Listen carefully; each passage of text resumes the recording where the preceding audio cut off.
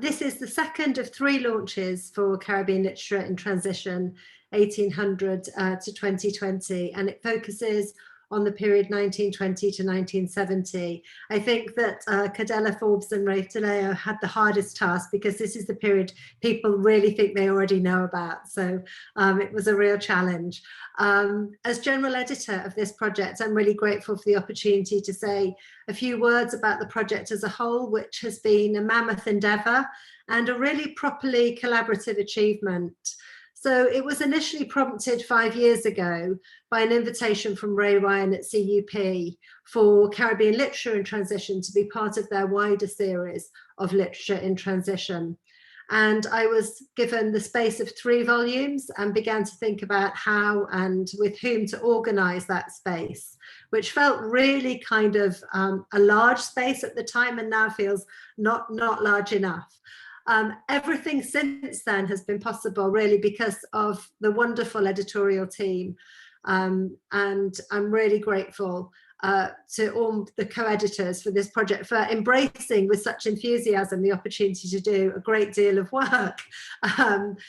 So with Rafe and Cadella for this volume, next week you'll hear from volume 1 with Evelyn O'Callaghan and Tim Watson as the editors of that volume. And yesterday we recorded a session on volume 3, the contemporary volume, with Ronald Cummings and myself as joint editors. I also want to make a special mention to Marta Fernandez-Campa, who was our amazing research associate and helped us to bring the proposal together, a magnificent 99-page book proposal, and really shaped that with her, particularly her interdisciplinary strengths.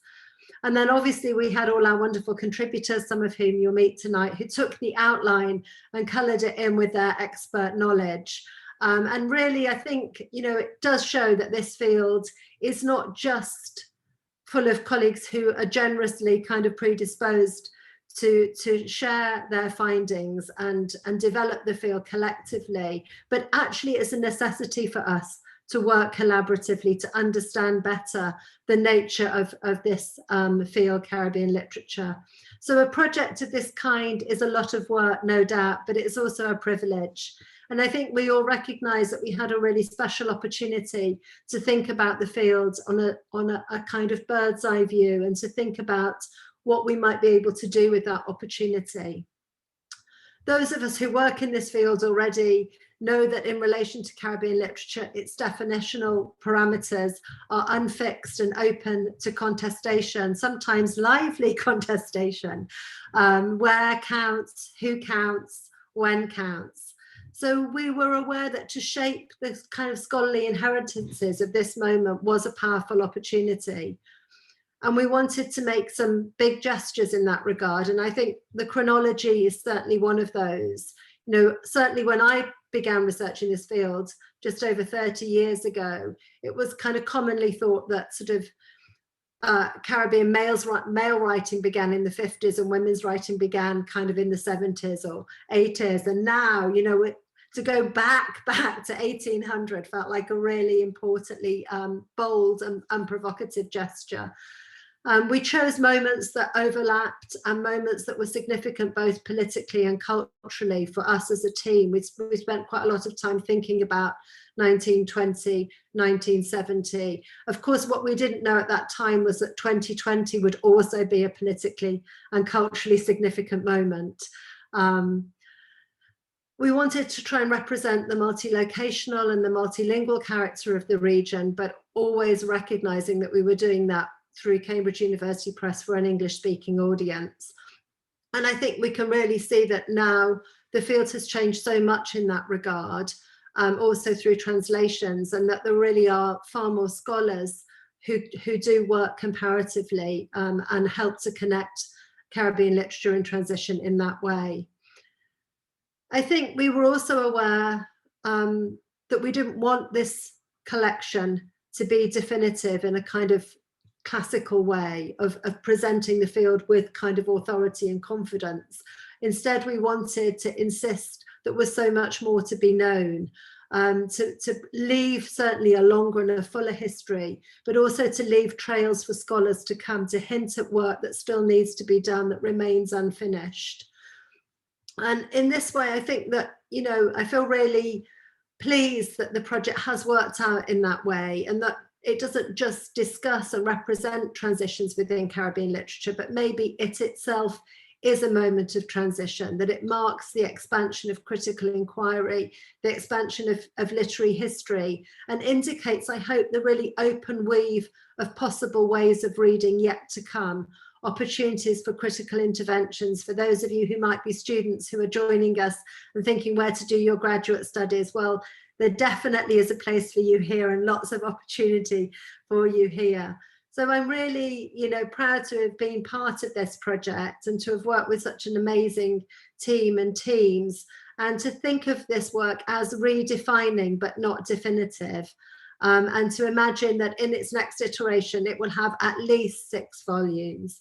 And so on that note, I'm just going to hand over now to Cadella and Rafe as editors of this volume, and just thank them again here for all their, you know, amazing work bringing this together, and say how much I have enjoyed the contributions and how surprising and enlightening they've been for me too.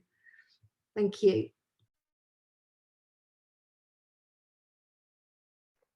Thank you, Alison. I just want to reiterate your words about how enjoyable we found it.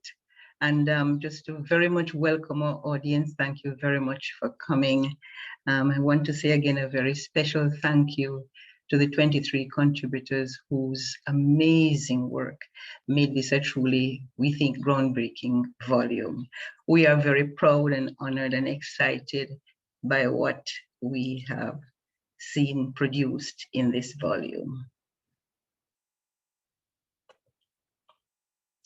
And when Rafe and I took on the assignment, we were very aware, as Alison spoke of, that this volume presented unique challenges.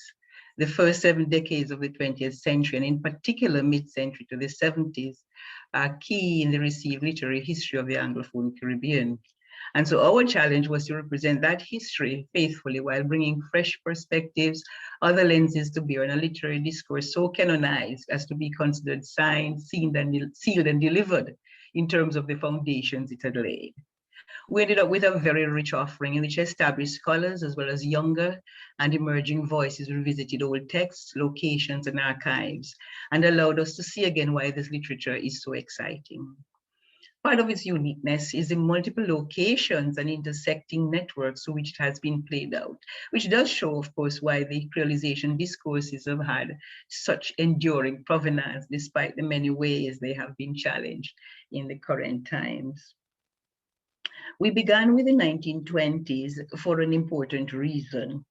The interwar years had pivotal influence on the development of the literature, yet they received scant if any attention either through the lens of that interstice or through the lens of the rise of the US empire, quickly replacing the European empires as a new hegemonic influence in the Caribbean.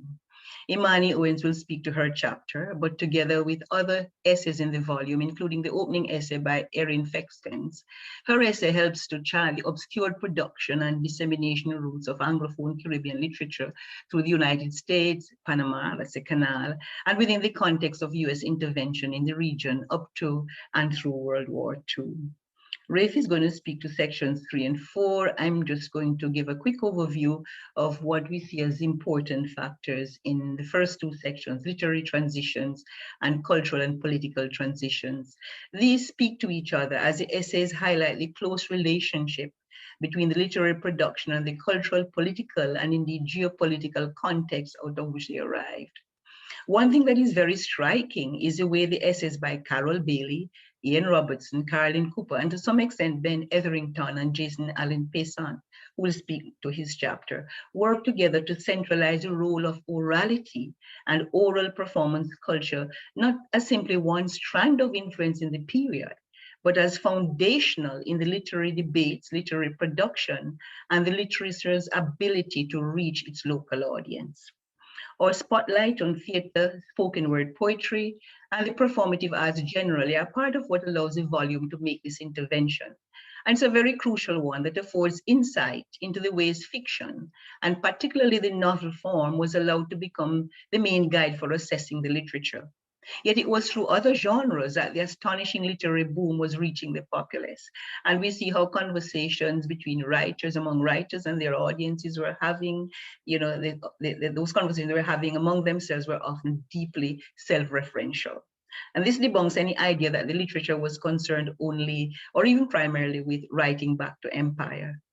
Cooper reminds us of the fraught debates around Creole language and the way the linguists of the region helped to shape the environment that would lead to acceptance of Creoles as languages of narration. Etherington refocuses Louise Bennett in a very, very fruitful way.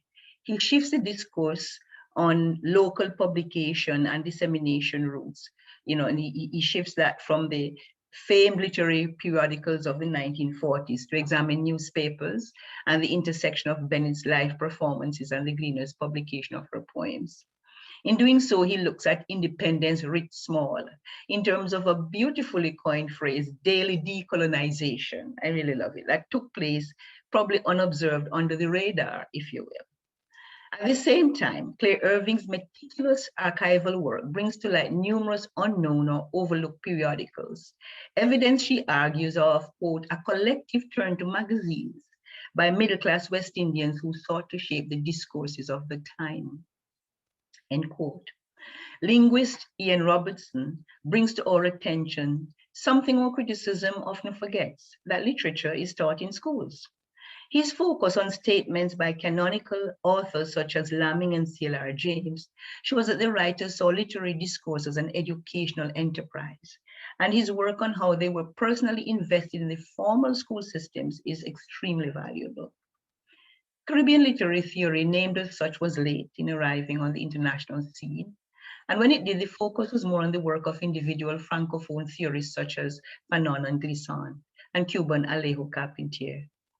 The robust controversies by which Anglophone writer theorists of the period thrashed out epistemes for reading the literature and the culture appear in several essays across the volume.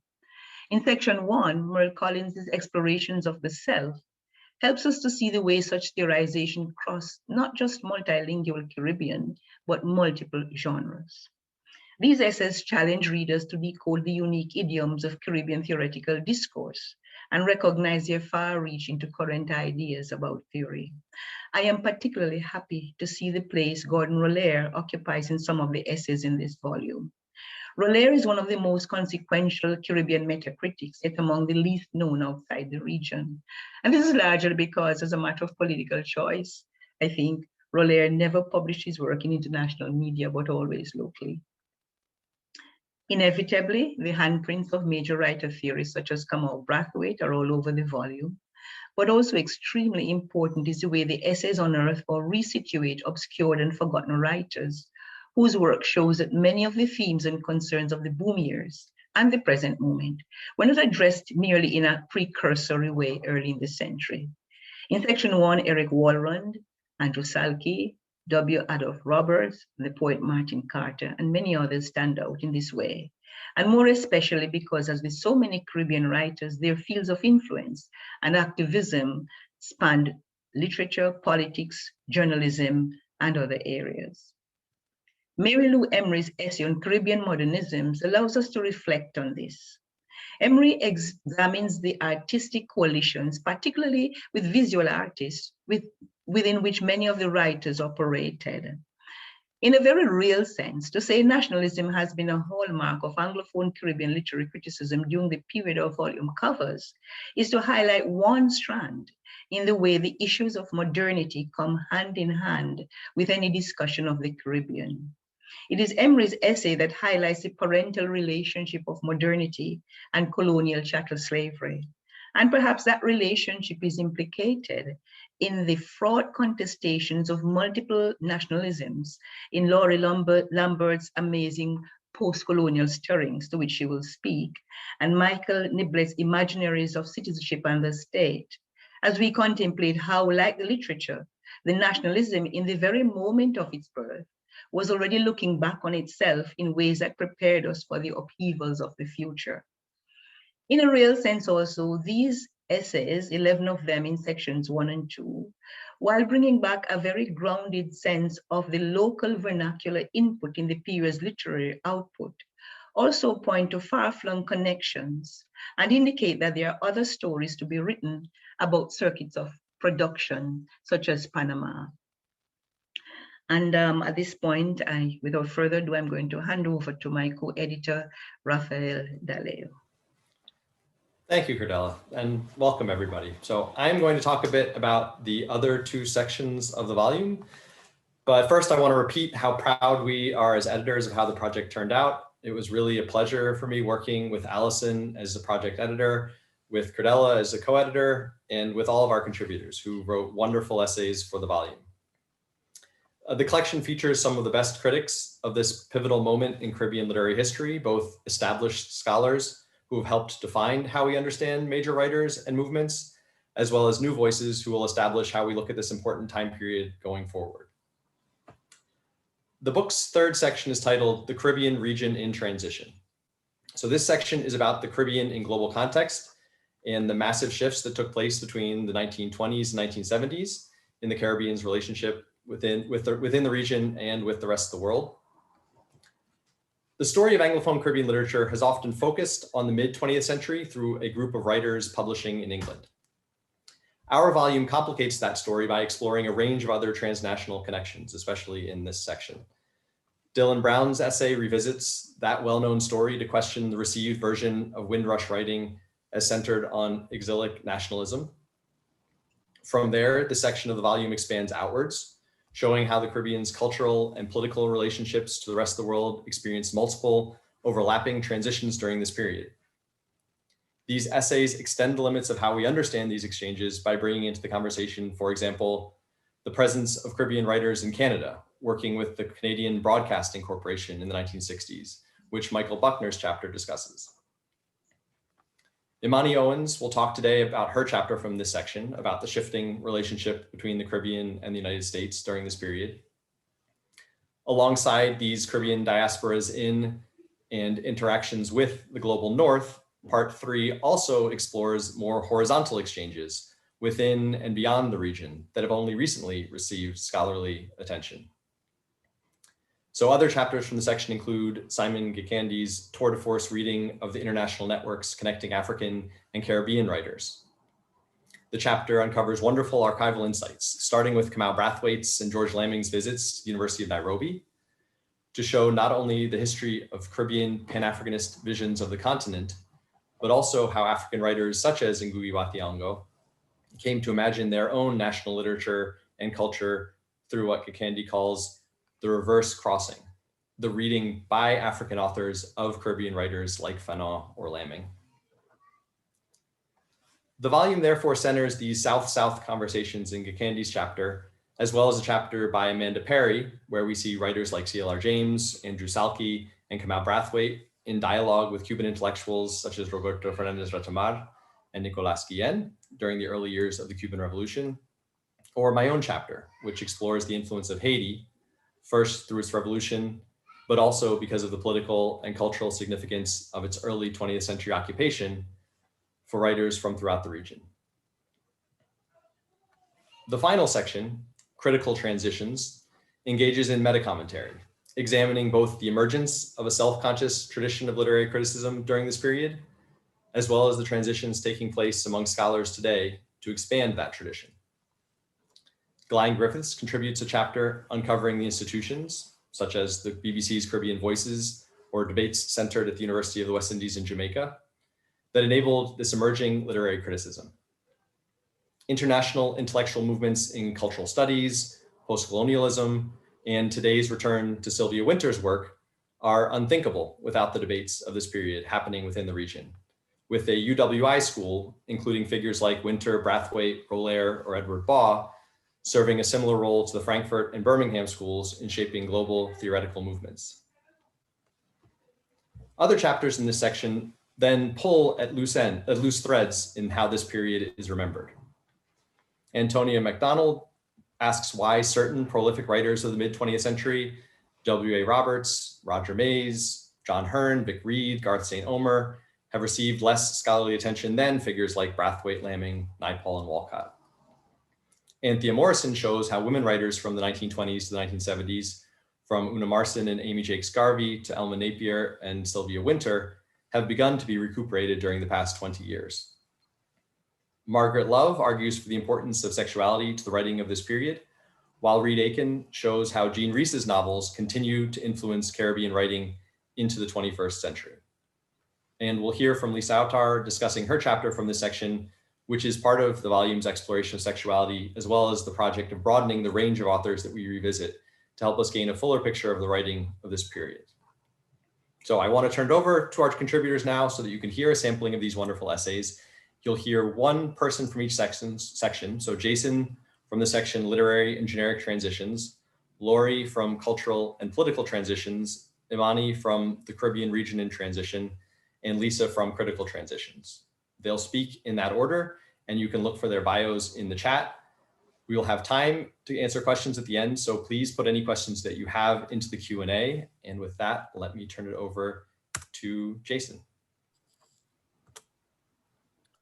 Thank you, Raphael, and to Cardella and to Alison, Raphael and Cardella as editors of the volume, and Alison as general editor, and Ronald, of course, was absent. I'll get straight into it. My essay, Towards a National Theatre, just a few key points about it. Now, my main interest in this essay was to examine the role of sacred belief and rituals, what Nicolas Guillen and probably others have called the sacromagical in Caribbean theatre.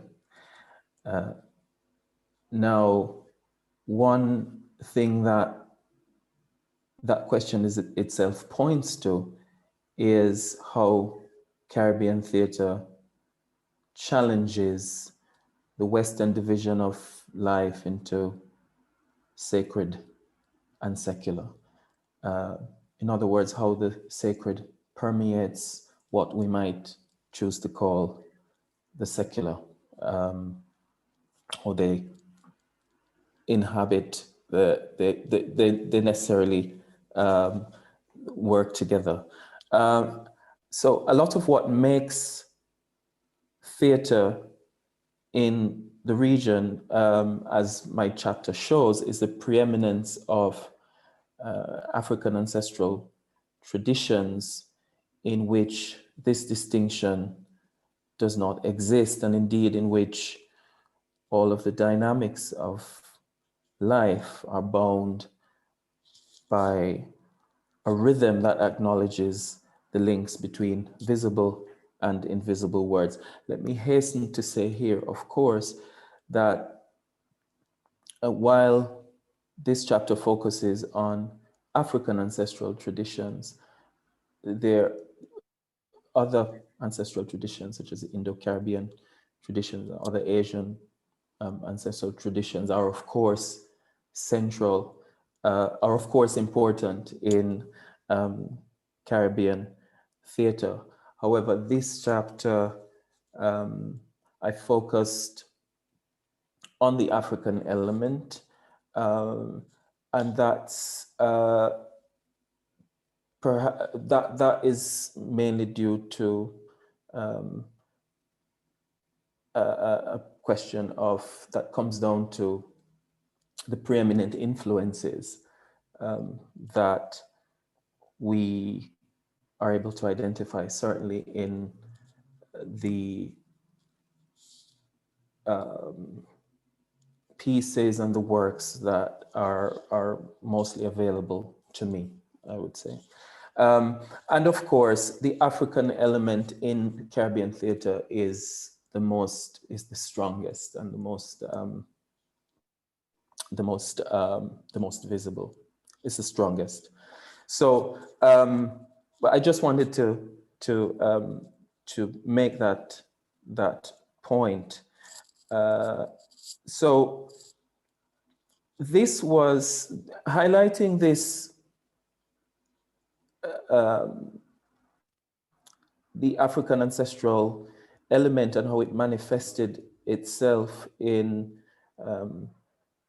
a concern with spirit and sacred rituals and how those shape theater.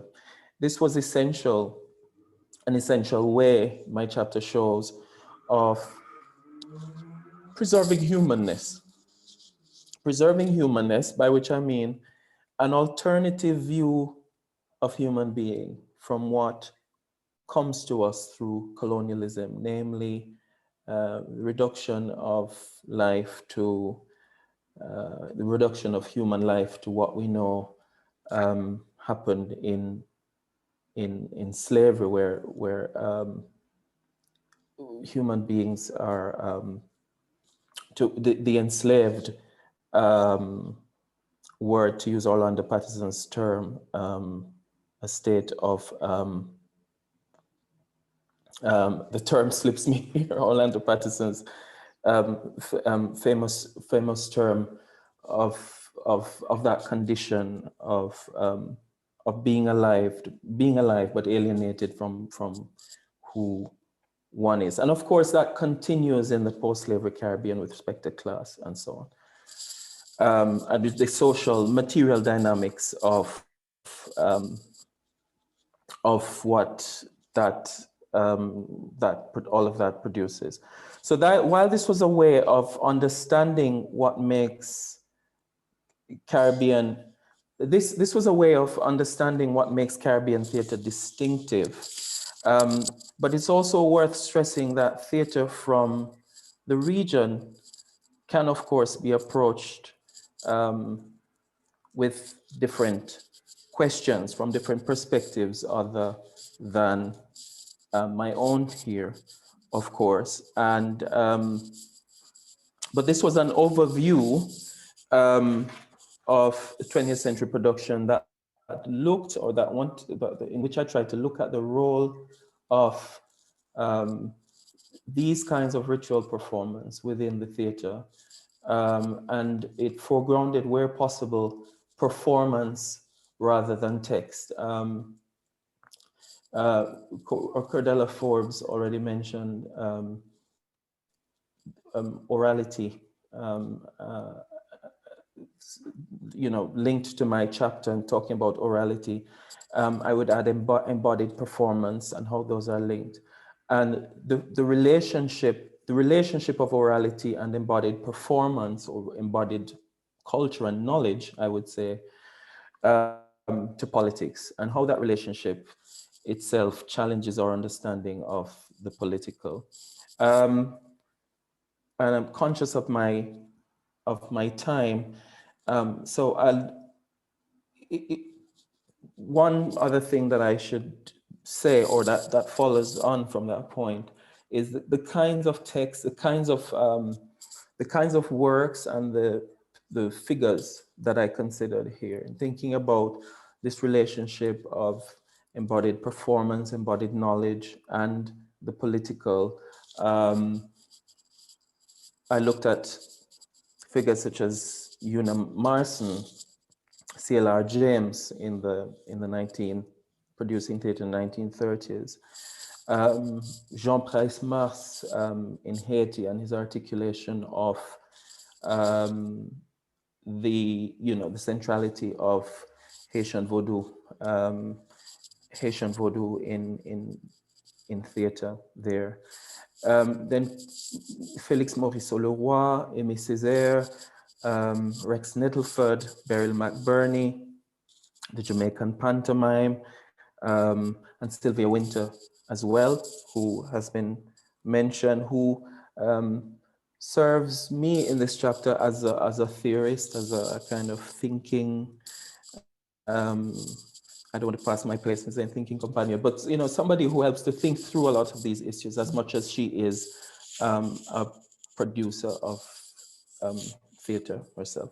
I wanted to focus the chapter. I should probably just wrap up here because I realize that I only have 5 minutes. The chapter focuses on the embodied spatial dynamics of the theater throughout all these different productions, rather than on text, because I was conscious that a lot of the scholarship on theater in the Caribbean really focuses on drama. It focuses on written texts, and there's a kind of dearth of analysis of performance, simply speaking. So that is a kind of basically in a nutshell what I was trying to do with this chapter. Of course, there are lots of things that the chapter doesn't do. I've already mentioned that there are other traditions that the chapter doesn't deal with because of the parameters that have been set up, but there are also languages and spaces that were not included because of it was very difficult in a 6,000 word piece to do such things. So Cuba is, and that's one place where my interest lies at the moment. I'm glad that I was able to look at Haiti and devoted, I think, significant attention to it, one neglected area. Also, movements such as Sistrin, which again deserves a lot of scholarly attention. My interest is there also at the moment, and the interest, other people are there at the moment that I only gestured to, but that's a sense also of some of the work that remains to be done. All right, thank you. I'll stop there. Thank you. So Lori, you are up next. Great, thank you so much. So my chapter was called PostColonial Stirrings, the Crisis of Nationalism. The 1968 Montreal Congress of Black Writers, with its African diasporic focus, remains a critical example of how Caribbean intellectuals challenged the nationalist model in the late 1960s and early 1970s. In many cases, this challenge came from a frustration with an insufficiently decolonized bourgeois nationalism and its tendency to privilege the voices and experiences of brown upper and middle classes as representative of the nation. In other cases, independence brought one-party rule that exhibited authoritarian tendencies. Across the region, large sectors of the lower classes, regardless of race, remained locked out of the decision-making processes that were shaping national politics. The rise of Rastafari in popular consciousness and the 1968 Rodney disturbance in Jamaica, the 1970 Black Power revolution in Trinidad, and a range of leftist political parties emerged to challenge the post-independence status quo. The 1969 overthrow of Eric Gary's government in Grenada by the New Jewel movement, a party of young Black radical intellectuals and activists, was yet another example of how the earlier independence models were being challenged, and in some cases completely dismantled. My chapter analyzes how Anglophone Caribbean writers addressed questions around the unfinished business of independence. I discuss texts including Merle Hodges' Crick Crack Monkey, Earl Lovelace's The Wine of Astonishment, V.S. Naipaul's Gorillas, together with Edward Baugh's The West Indian Writer and His Quarrel with History, Kamal Brathwaite's History of the Voice, Walter Rodney's The Groundings with My Brothers, and Sylvia Wynter's Novel and History, Plot and Plantation, because the work of these writers represents many of the key formal, thematic, and philosophical experiments that define the literature of this period. I call the unfinished business these authors describe postcolonial stirrings, where stirrings means disorder and ferment. Concentrating on 4 themes that surface across the field: nation language, Black power, history and literature debates, and radicalism in crisis, I mark the end of the radical 1970s in the Caribbean as 1983, with the end of the Grenada Revolution and the breakup of the New Jewel movement. Embracing Caribbean language in its oral form, nation language saw writers eschewing texts written strictly in standard English in favor of work that explored the full linguistic continuum of Caribbean language. Figures such as poet and folklorist Louise Bennett and novelist Samuel Selvin used nation language in their work as early as the 1940s. This mode of writing did not become widespread in Caribbean literature until the 1960s and 70s, however, coinciding with independence movements in the Anglophone territories. During this time, Caribbean writers were engaged in contesting and rewriting colonial histories while simultaneously debating how central these histories, especially the history of slavery, should be to post-colonial literary representations of the region. Tied to the problem of whether other versions of the region's history could be imagined were questions of African agency and the uneven power relations that shaped Creole society. Caribbean writers were also at odds about the role of a Caribbean literature in redressing, correcting, or championing any particular version of history. Helping to animate the debate was the shifting political terrain as the enthusiasm for independence gave way to the anger and hopelessness that fed the development of the Black Power movement. When the movement eventually collapsed under the weight of overwhelming expectations and staunch conservative resistance, the literary field represented this retreat as a crisis for radicalism. At this political moment, writers such as Lovelace used their work to revisit past political setbacks and envision past modes of resistance in order to plot a way forward. Taken together, these four themes, nation language, Black power, history and literature, and radicalism in crisis, encapsulate the post-colonial stirrings of the late 1960s and 70s in that they each serve as sites for the deconstruction of older expressions of nationalism in the Caribbean. Thank you. Thank you. Amani, you want to go ahead? Okay, I guess I'm up. Thank you, everyone, for joining us today. And a special thanks to Allison and Rafe and Cordella for their work on this volume. And it feels really great to be in the company of so many great contributors, including the ones on in this Zoom webinar. And I see some in the audience as well. I also want to give a shout out to my parents, who I see are here too. And it's one of the wonderful things about, well, let's not say wonderful, but it's one of the things about being on Zoom the past year is that friends and loved ones can join you when they wouldn't normally be able to. So hi, Mom and Dad. So I'll say a few words about the essay, New Empires, the Caribbean and the United States, and then I'll read some of it. So one of the challenges of this piece, and ended up being one of the rewards, is that I tried to cover something from each decade from the span of 1920 to 1970.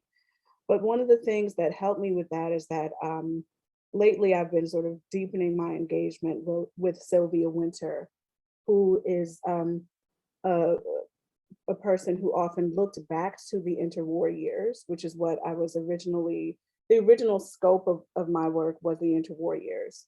And she sets her novel, The Hills of Hebron, in the 1920s and 30s. She is engaging with Jean Rhys, the Haitian ethnographer who wrote against the US occupation of Haiti. So I saw her work as really helping to provide a kind of more expansive framework and helping us to think, as Rafe put it, about these horizontal exchanges, not only between the Caribbean and the United States, but across the Caribbean. So the other challenge is that there's plenty of material in thinking about the topic of US imperialism in the Caribbean. So this was during a time which, to quote Barbara Christian, the US was continually invading one island or another, right? So Christian is from St. Thomas, US Virgin Islands. And this is true. There are many examples of military, cultural, economic intervention during this period that overlap with sort of anti-colonial movements for independence. But I wanted to strike a balance between understanding the prevalence of US imperialism while not having that over-determine my conception of what Caribbean self-determination or sovereignty or subjectivity is. So it's not simply about writing back to empire, as Cordella so wonderfully put it a second ago, but about a kind of world making that exceeds, that encompasses but exceeds notions of resistance. I like the phrase daily decolonization from Claire Irving.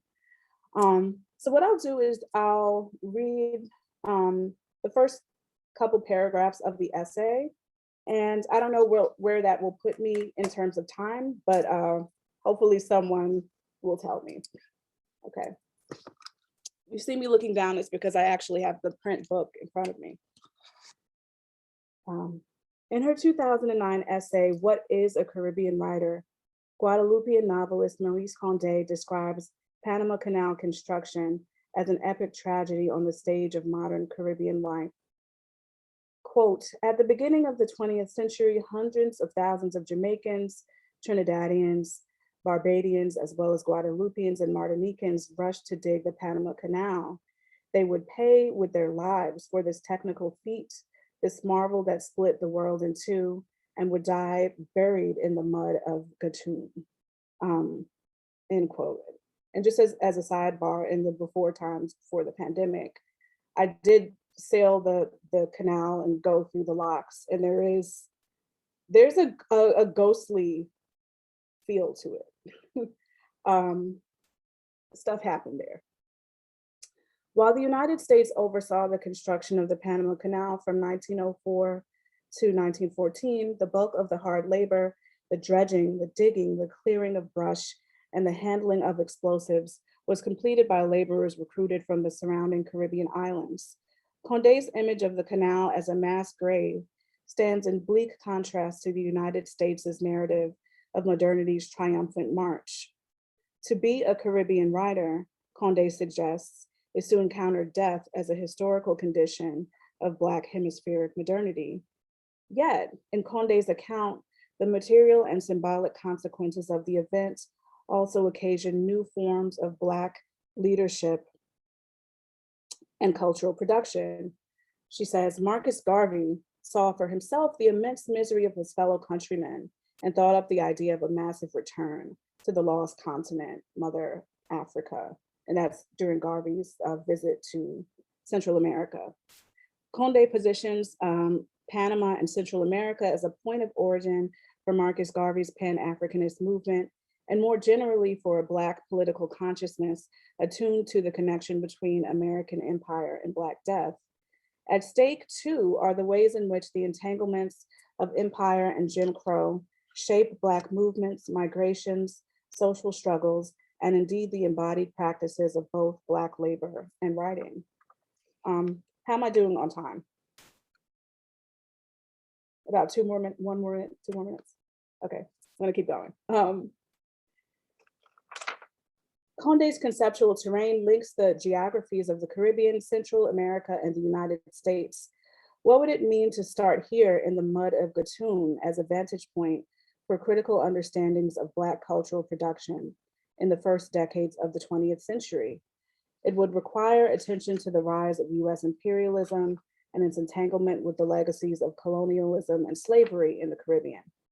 The Central American Panama Canal Zone itself functions literally and symbolically as a liminal space between the United States and the Caribbean, between fading colonial regimes and emerging world power.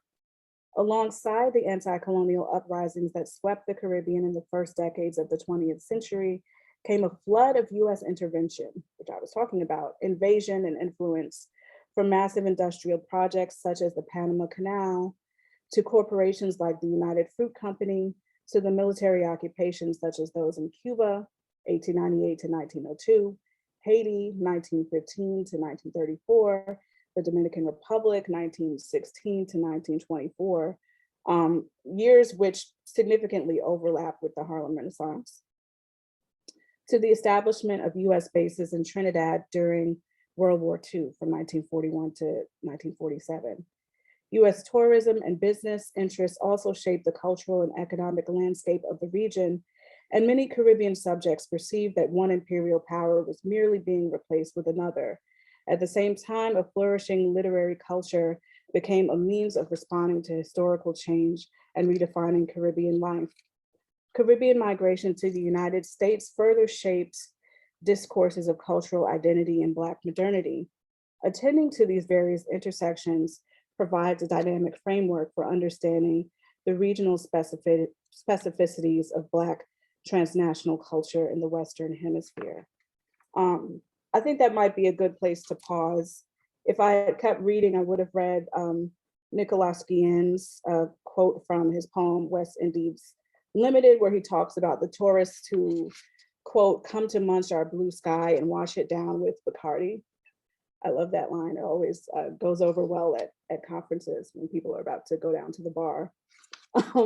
And the piece, you know, as I mentioned, ends with Sylvia Wynter looking back towards Jean Rhys and the military occupation of Haiti.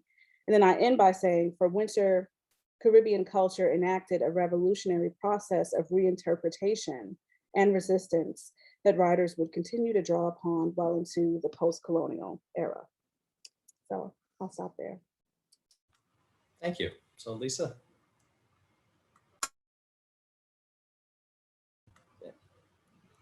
Thank you, Rafe.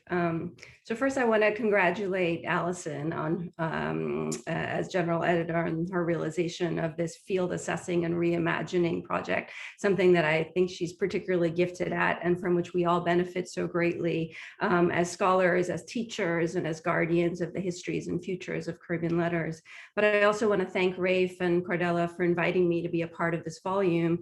As a friend reminded me recently, academic work can be lonely, especially for someone who's left the formal boundaries of an academic institution and followed the path of an independent scholar. To be in the company of such a stellar group of Caribbean scholars for this project, who are each redefining the boundaries of possibilities for the field, was an honor and a sustained pleasure over the many years it took for the collection to come to such vivid life. My contribution is called Writing Indo-Caribbean Masculinities, and it falls into the last section of the volume, and it also falls into several critical spaces and conversations. First, in my assessment of the first published novels of 4 Indo-Caribbean writers, Samuel Selvin's A Brighter Sun, published in 1952, Naipaul's The Mystic Masoor, published in 1957, Peter Kempedu's Guyana Boy from 1960, and Ismith Khan's The Jumbie Bird from 1961, I highlight their illumination of the mid-20th century as a moment of great societal change for the Caribbean and elsewhere. All 4 of the novels, which largely follow the Bildungsroman form, write of and within the context of the aftermath of the Second World War, the independence movements, the frustrated dream of West Indian Federation, American imperialism, and the shift into post-plantation economies and its attendant internal as well as external migrations. My reading is part of a continuing refusal to read Indianness as somehow separate, a separate strand of Caribbean landscapes, which is shaped by the concatenation of indigenous exploitation, slavery, indentureship of various ethnic groups and plantation economies, while I'm also providing insights into the unique embodied experiences of Indo-Caribbeans. My opening invocation of Michael Niblett, who is one of the contributors to the volume as well, his reading of Michel Pounama's Dérivés de Josephat, where Niblett highlights Pounama's depiction of the Indian male body as the depleted waste that is left over from the extraction of cane juice, as well as from the deindustrialization of Martinique, is a gesture to read across the linguistic divides of the region for any inquiry into Caribbean masculinities, but also a gesture to attending to the effects of the wreckage of a plantation past with its continuing structures of economic and social domination on gendered lives, and in particular, its production of Caribbean masculinities as in competition. I look in the essay at Alfred Mendez's short story, Budu, for example, to show how Caribbean literature from early on was marked by fraught representations of Indian men and their relationship to both whiteness and Blackness as imagined within the context of the plantation. The essay also provides a counter and a context to the global domination of Naipaul's depictions of Indian manhood, though by including Naipaul himself in the study, I show the emergence and roots of what was later taken to be authoritative. Counteracting tendencies of Naipaul's readership to take his observations about Indo-Caribbean life as stable and faithful representations, I highlight how the mystic Masur draws attention to the highly volatile and shifting context for expressions of Indo-masculinity and success in the mid-20th century. I revisit in the chapter especially two writers to whom not enough attention is paid, and who in turn challenge both in their texts and in the arc of their careers accepted narratives about mid-20th century Caribbean lit. Kempedu's Guyana Boy provides a counter to the classic exilic narratives of the Windrush writers, painting a poignant picture of Lil Boy who remains within the landscape of Guyana at the end of the novel. His leave-taking is not of Guyana itself, but rather from bondage to estate life and to white overseers, both literal and metaphoric. Campedu also provides us a response to Mendes's short story where the Indian estate worker is given voice and fleshed out from those flattened and anxiety-laden representations that we saw earlier. We also find particular models of manhood, such as the estate masculinity that is modeled in this novel, where a man can both participate in the estate economic order while protecting himself and his family from having to conform too closely to colonial expectations. There are presentations of masculinity that's marked by a refusal of, quote, manly ambition and of social progress. The emphasis on Ismith Khan that I provide also represents a key revisiting in that Khan's journey to the US instead of the UK meant a different development of his career and opportunities for publishing. I show Khan's text as a key moment for invocations of Indo-masculinity, in part because of the long view that it takes of Indo-Caribbean origins and the agency of the colonized. In the novel, Kale Khan is a powerful symbolic character because of his direct challenge, not just to colonial authority in Trinidad, but also in India. This figure thus serves as a potent reminder of transnational anti-colonial struggles that Indians brought with them to the region, and a memory of the community leadership and political organizing roles played by the older generations later discarded as plantation detritus.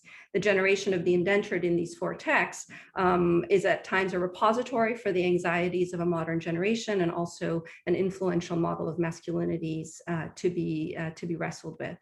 I'll end by saying that the chapter traces the ways in which all four writers engage and recast pervasive regional stereotypes around Indian manhood as anti-modern, as violent, as outsider. Selvin especially relinks genealogies of Indian masculinity across racial lines and offers optimistic ways forward for Caribbean manhood conceived regionally and not within national boundaries and not striated by ethnic, geographic, and class lines. I note with some poignancy the fact that we still haven't achieved Selvin's visions offered so tenderly in this moment in the mid-20th century, even while new possibilities of gendered lives, especially when it comes to sexuality, present themselves now in ways that were beyond the vision of these texts. But the texts also revealed the homosocial relationships that were always present in Caribbean life. So this work is but a gesture to the continuing work to be done on masculinities and also its entwined genealogies with Caribbean feminisms.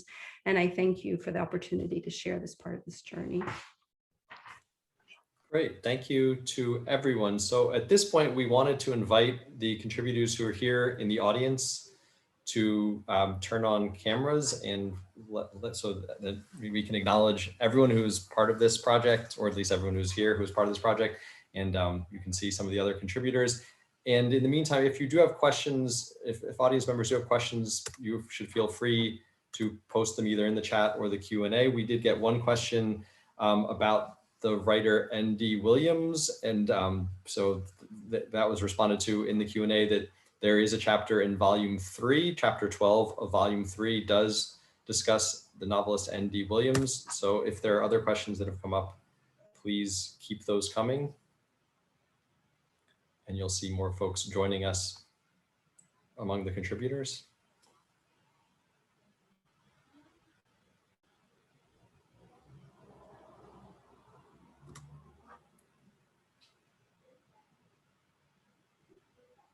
So I see another question in the chat, and I'm going to open this up to whoever wants to jump in.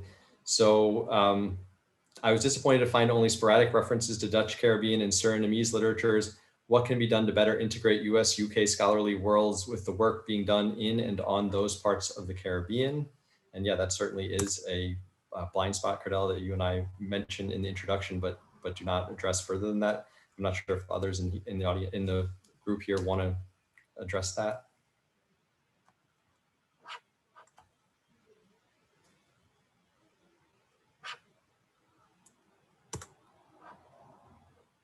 And we're getting in the Q&A lots of congratulations and people saying they're going to get the book and read it, which sounds fantastic. Thank you.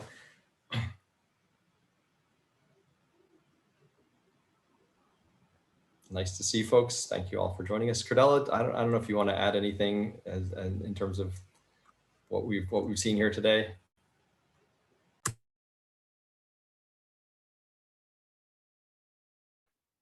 Just to say how grateful I am and how honored. It was just really wonderful to hear the presentations and the essays again and remind myself of just why we found it also exciting. I saw the question on the collaborations with Suriname and the Dutch-speaking Caribbean. Yes, we did recognize that that was a missing thread that we would have loved to address if we could have. We don't have a lot of scholars in that area, and of course, there's the language issue is a larger one to cross over than it is for the Francophone and the Hispanophone Caribbean, that we haven't had as many kinds of crossings in that way. So yes, that's a point well taken, and that we really hope will, something will happen. Alice spoke about 6 volumes later on. You have the energy for 6 volumes, Alice, then that's something to be looked at. Yeah. Yeah, it's wonderful to see so many contributors as well, and just to reiterate more thanks to Alison, who has been a marvelous visionary in bringing this together.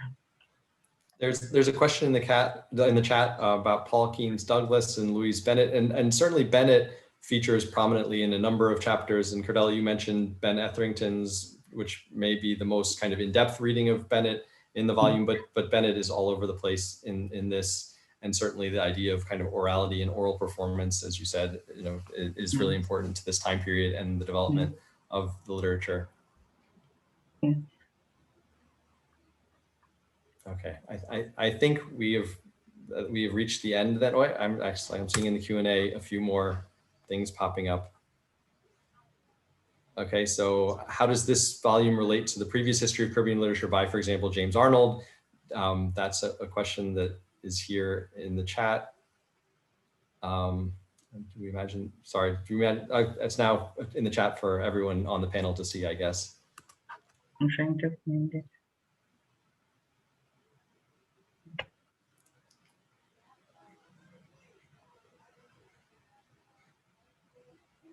So the question, do we imagine the traditional histories that emphasize canonical forms of knowledge and lit to be parallel to these, or is this effort moving us beyond those precedents? And I mean, I think that's a hard question of, Alison, you sort of alluded to this in the beginning. We sort of we didn't want to position this volume as kind of canon forming, and yet it's kind of hard to avoid that in some way when you are doing this kind of work. So yeah, that's, I guess, Alex, what you're saying too, right?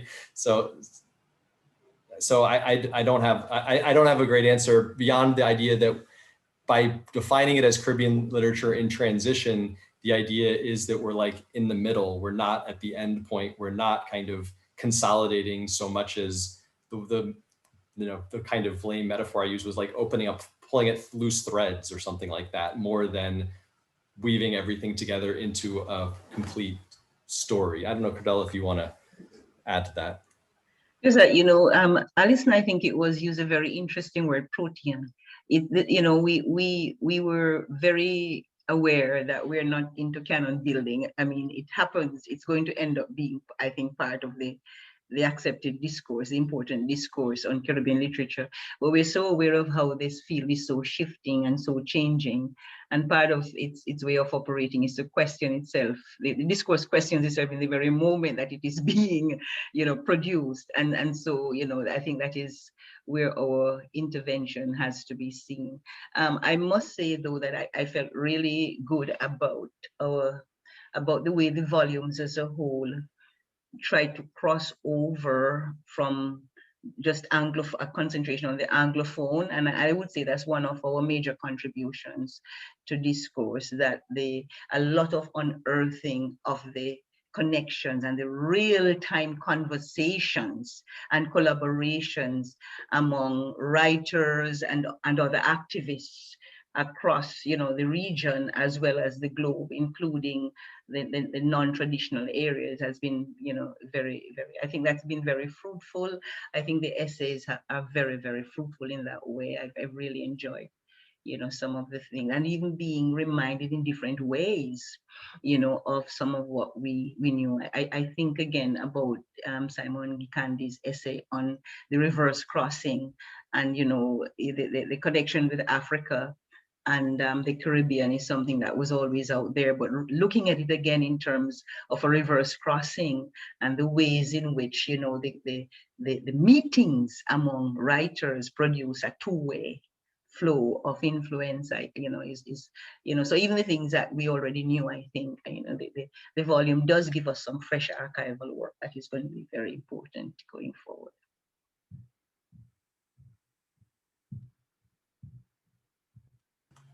Alison, you had unmuted. I wasn't sure if you were going to chime in. Sorry.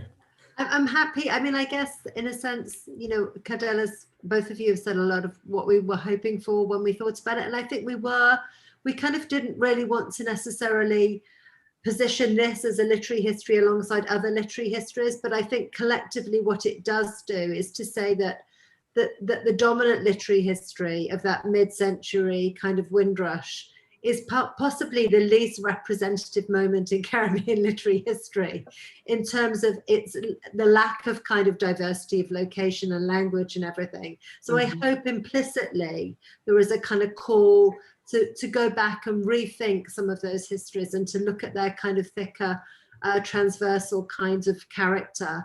But I don't think it's something that we try to really deliberately take issue with, because we're trying to open up rather than kind of position ourselves against other histories. I don't know if just to throw this out, you don't need to, but I would love to hear if any of the other contributors could say anything about the experience and share anything about their own contribution. Can I come in, Carolyn Cooper? I would love for you to come in, Caroline. Well, I just have to thank you and Ray for terrorizing me into writing my chapter, because, when I agreed to do it, the deadline seemed so far away. And then all of a sudden it was upon me. Then I realized that you all wanted me to do things that I had not intended to do. And I wrote an email in which I said, I really can't do this. And before I could hit send, my conscience bothered me. And I said, no, at this stage, I can't say no. So I just buckled down. And I want to thank you, because I thoroughly enjoyed the process of writing the essay, which was really a mishmash of other things that I had done before and some new things. So I'm really happy to be part of this volume. And yes, I understand that we couldn't do everything. We couldn't have brought in the Dutch Caribbean and so much else that we left out. But the 6 volumes will come. And it's for the next generation now, the young people. You are the ones now who have to go and take it where we have left it. So big up to everybody, particularly Alison. Thank you, Alison, for your commitment to this region and to this body of knowledge. And we're proud of you, and we're happy to be associated with this project. We hope we sell enough copies. Well, it appears that we are at the end of our time. So Carolyn, we really appreciate that. Thank you very, very much. And it was great having you part of the project, and it was great everyone who's here and those who were not able to make it. Thank you all for being part of the project. Thank you to the audience who was here. This was great. And thank you all for being here.